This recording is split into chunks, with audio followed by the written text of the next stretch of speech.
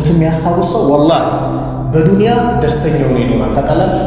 በዱንያ ለምን ጭንቅንቅ ሲል ሞት ካለብኝ ካል ጭንቀቱም ይቀንስልሃል።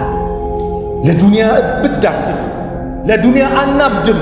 ለምን ሞት አለብኝ፣ ስለዚህ ባለችኝ እንትን ተብቃቅቼ ኸይር ነገር ልስራ እንጂ ሌላ እንትን ውስጥ አይገባም። አስታውሱ ግን ይህን ሞት ዛሬ ስትደሰት ነገ ትሄዳለህ። ስለዚህ ደስታው ኒዕማው አንተን ሸንግሎ አታሎ ከአላህ መንገድ እንዳያርቅህ ምን አድርግ? ሞትን በየጊዜ አስታውስ ብለው ነቢዩ ሰለላሁ ዐለይሂ ወሰለም ይመክራሉ። ለዚህ ነው አብዱላህ ኢብኑ ዑመር ታላቁ ሰሓባ ረዲየላሁ ዐንሁማ ቃል አኸዘ ረሱሉላህ ሰለላሁ ዐለይሂ ወሰለም ቢመንኪቢ የዑመር ብን ኸጣብ ልጅ የሆኑት አብዱላህ ኢብኑ ዑመር የነቢዩን ሱና በጣም አጥብቆ ይከተላል ተብሎ የሚታሰቡ ሰሓባ ነቢዩ ሰለላሁ ዐለይሂ ወሰለም ትከሻዬን ያዝ አደረጉኝ ይላል። ከዛም ፈቃል ኩን ፊ ዱንያ ከአነከ ገሪቡን አው ዓቢሩ ሰቢል፣ ዱንያ ላይ ስትኖር ልክ እንደ እንግዳ ሁነህ ኖር፣ ወይም እንደ መንገደኛ መንገድ እንደሚያቋርጥ ሰው ሁን። ምን ማለት ነው?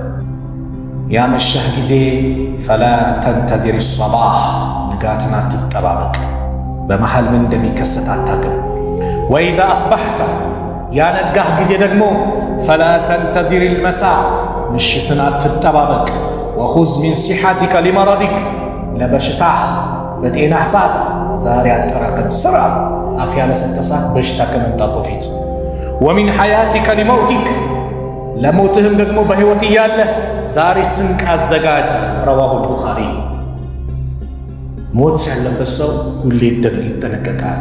ነቢዩ ሰለላሁ ዐለይሂ ወሰለም ምን አሉ? ማ ሐቁ ምርኢን ሙስሊሚን ለሁ ሸይኡን ዩሲ ፊህ የቢቱ ለይለተይኒ ኢላ ወሲየቱሁ መክቱበቱ ዐንደሁ ሙተፈቁን ዐለይህ።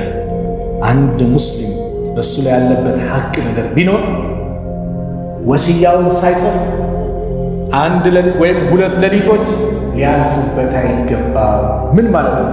በተኛበትም ሊሄድ ይችላል። ስለዚህ ወሲያውን ይጻፍ።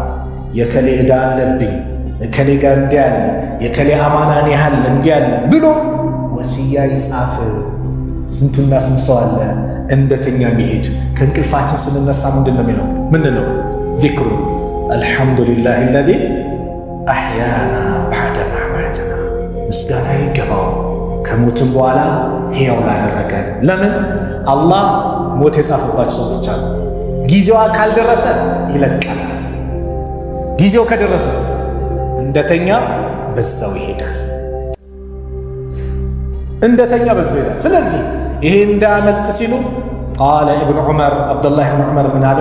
ማ መረት ዐለየ ለይለቱን ሙንዙ ሰሚዕቱ ረሱለላህ ሰለላሁ ዐለይሂ ወሰለም ቃለ ዛሊከ ኢላ ወዒንዲ ወሲየቲ። ይህንን የምክር የነቢዩን ከሰማሁ በኋላ አንድችም ሌሊት እኔ ላይ አልፋብኝ አታቅም፣ ወሲያ ጽፌ ተዘጋጅቼ ቢሆን እንጂ። ዓሪፎቹ ዓሪፍ ማለት በኢስላም ቋንቋ ብልጥ አራዳ የገባው ማለት ለነገ ሀገሩ ስንቅ ያዘጋጀ ነው። አልከይሱ መን ዳነ ነፍሰሁ ወዓሚለ ሊማ ባዕደል መውት። ብልጥ ጮሌ ማለት ከሞት በኋላ ላለ ሀገሩ ስንቅ ያዘጋጀ ነው። ብልጥ ይሄ ነው። እኛ ዓሪፍ ምንለው ሀንግ የሚሰራው፣ ሰው የሚያስለቅሰው፣ ሰው የሚበድለው፣ ሰው የሚያለቅስበት፣ ይሄ ሞኝ ነው። ወላሂ ቂል ነው። ብልጥ ማን ነው? ሞት አለብኝ ብሎ ዛሬውን የተሳሰበ። ሃሲቡ አንፉሰኩም ቀብለ አን ቱሃሰቡ፣ ነፍሶቻችሁን መርምሩ ከመመርመራችሁ በፊት። ወዚኑሃ፣ ስራችሁን መዝኑ ቀብለ አን ቱእዘኑ፣ ከመመዘናችሁ በፊት። ይሄ ሞቱል ፉጃ ድንገተኛ ሞት የቂያማ ምልክት ተብሏል። ይበዛል።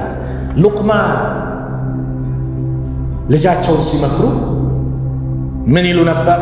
ያ ቡነየ፣ ልጄ ወይ ላ ቱአኺረ ተውባ፣ ተውባን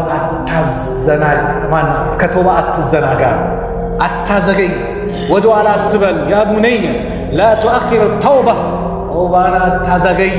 ለምን? ፈኢነል መውተ ያእቲ በግተተን፣ ሞት በድንገት ነው የሚመጣው። ተውባን አታዘገይ፣ ነገ አትበል። ነገ በእኛ እጅ አይደለም ነው አይደለም። ወላሂ ስንትና ስንት ሰው ጋር ተቀጣጥረን ነገ እንደዚህ ብለን መርዶውን የሰማን የስንትና ስንት ወንድሞች እህቶች አሉ። እክሌ ሞቱ ተብሎ የተነገረን። ለምን? በእኛ እጅ አይደለም። ፋተ ወፋት ያለፈው አልፏል። የወደፊቱ ገይብ ነው፣ አላህ ብቻ ነው የሚያውቀው። ወለከ ሰዓተ አንተ ፊሃ የአንተ ሰዓት ማለት አሁን ያለህባት ናትና ተጠቀምባት። ነገ አትበል። ቆይ ሞት አለብህ ተውባ አድርግ ሲባል አንድ ሰው ሙዚቃውንም አቁም ዘፈኑንም አቁም ሲባል ምን ያደርጋል? ቆይ ትንሽ ከቀጣይ ከረመዳን በኋላ ወይ የሚቀጥለው ዓመት ረመዳን ሲመጣ የዛኔ እዘጋጃለሁ ይላል። ላ ነገ ባንተ እጅ አይደለም። እህቴ ሂጃብሽን አስተካኪ፣ አላህ የሚወደውን አለባበስ ልበሽ ስትባል ቆይ ትንሽ ካገባው በኋላ ተነስ። ለጋብቻ ሰዓት ትደርሻለሽ አትደርሺም፣ የጋብቻሽ ቀን ይደርሳል አይደርስም፣ ማን ነው የሚያውቀው? አላህ ብቻ ነው። አላህ ብቻ ነው። ስለዚህ ነገ በእኛ እጅ አይደለም። ነገ ማን ዘንድ ነው? አላህ ዘንድ ነው። ወማ ተድሪ ነፍሱን ማዛ ተክሲብ ገዳ።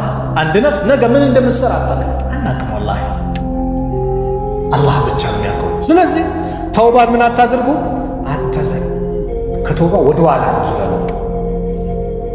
የሞትን ከባድነት የሚጠቁም አማኝ የአላህ ባሪያና እንደዚሁም ደግሞ አላህን የራቀ ሰው ዱንያን ለቆ ሲሄድ ምን ያጋጥመዋል የሚለውን አንድ ረዘም ያለ ሐዲስ ቆይታ እናድርግ።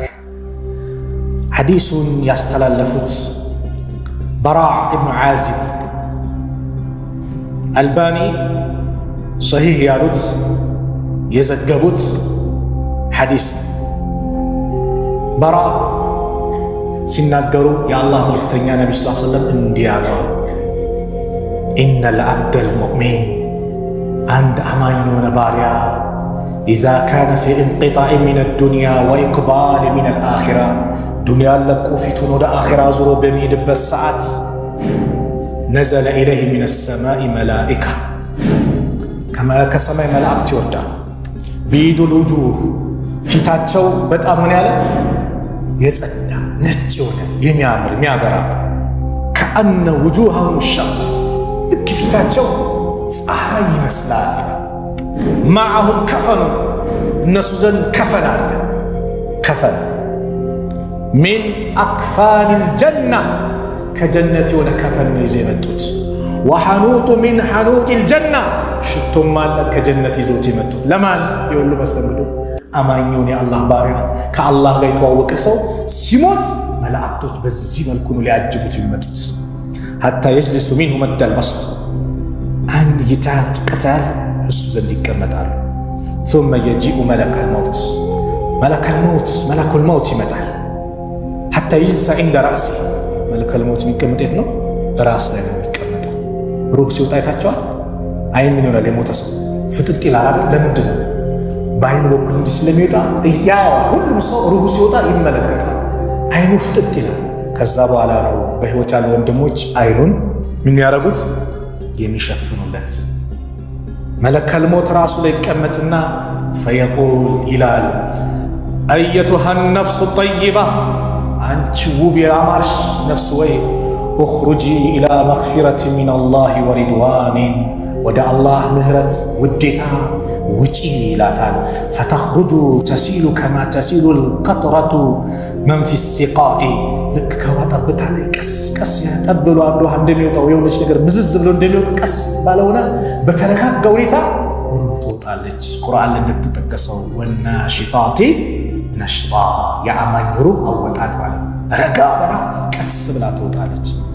ልክ እሱ ሲወጣ ፈየእኹዘሃ መለከል መውት ይዛታል። ፈኢዛ አኸዘሃ እሱ የያዛት ጊዜ ለም የደዑሃ ፊ የዲህ እጁ ላይ አይተዋትም። እነዛ ያማሩ የሆኑ መላእክቶች ወዲያው ይቀበሉታል።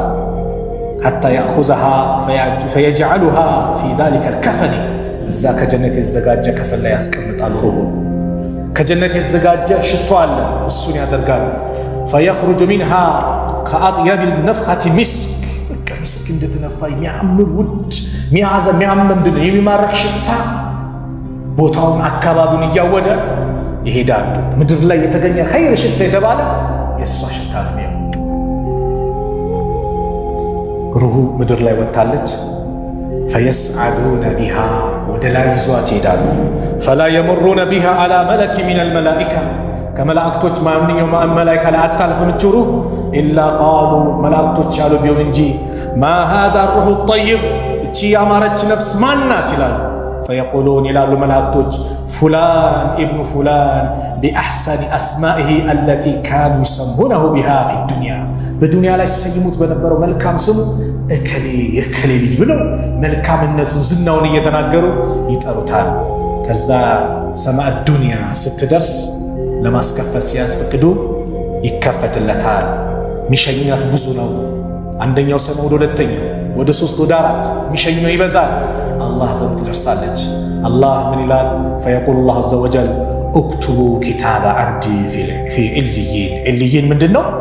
የመልካም ሰዎች የሚጻፍበት ኪታብ ዕልይን ይባላል። እሱ ላይ ዘግቡ፣ ጻፉት፣ ከነሱ አድርጉት ይላል አላህ ሱብሓነሁ ወተዓላ።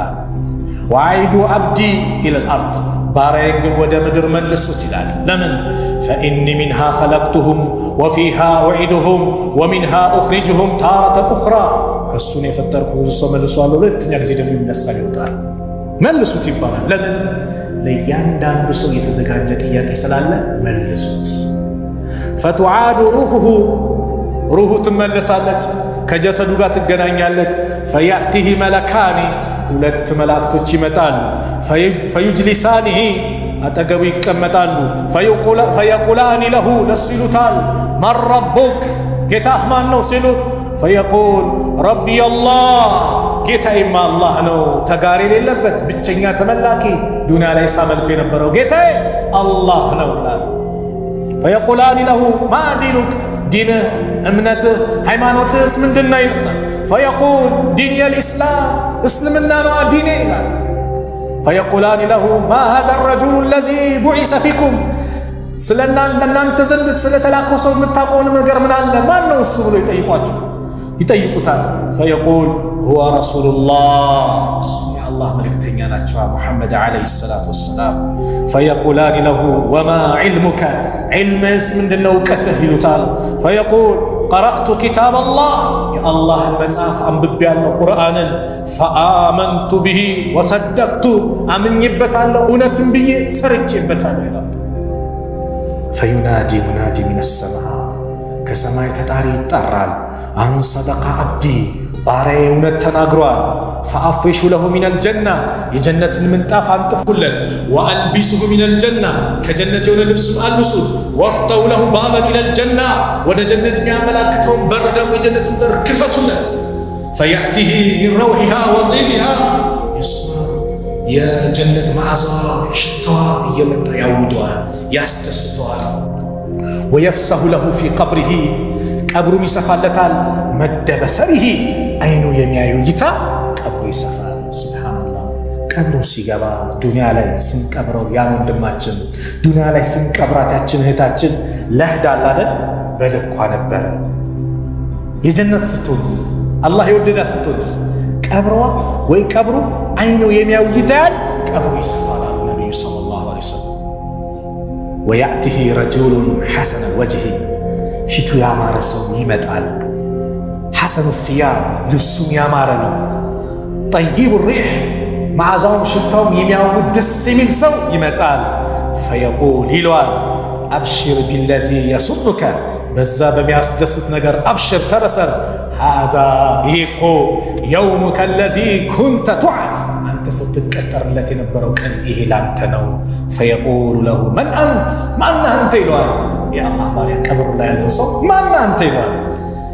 ፈወጅሁከ ወጅሁ የጂዑ ቢልኸይር፣ ፊትህ እኮ ኸይር ነገር ይዞ የመጣ ይመስላል። ፈየቁል አና አመሉከ ሳሊሕ፣ እኔ መልካም ስራህ ነኝ ይለዋል። እያችሁ መልካም ስራ ቀብር ላይ እንዴት እንደሚያጫውት እያችሁ። መልካም ስራ ዛሬ የሰገድካት ሰላት፣ ዛሬ በስነ ስርዓት የጾምከው ጾም፣ ዛሬ የሰጠኸው ሰደቃ፣ ዛሬ እናት አባትን የታዘዝከው፣ ለሰዎች መልካም ነገር የዋልከው፣ ለአላህ ብል ያደረከው ኸይር፣ አላህን የተገዛህበት ውጤት አየኸው። አና አመሉከ ሳሊሕ፣ እኔ መልካም ስራህ ነኝ ይላል። ፈየቁል፣ የዚህ ጊዜ ባሪያ ምን ይላል? ረቢ አቂም ሰዓ፣ ጌታዬ ቅያማን አቁም ይላል። ለምን ረቢ አቂም ሰዓ ይደጋግማል። ጌታዬ ቅያማን አቁም ይላል። ለምን? የተዘጋጀለትን ጀነት በሩ ተከፍተዋል። ጸጋውን እያየ ነው። ለመግባት ቸኩሎ ጌታዬ ቅያማን አቁም ይላል። እስካሁን ያለው ሀያቱ የምንድን ነው? ዓለመል በርዘኽ የሚባለው የቀብር ሀያቱ የተደሰተ ይሆንለታል አሉ።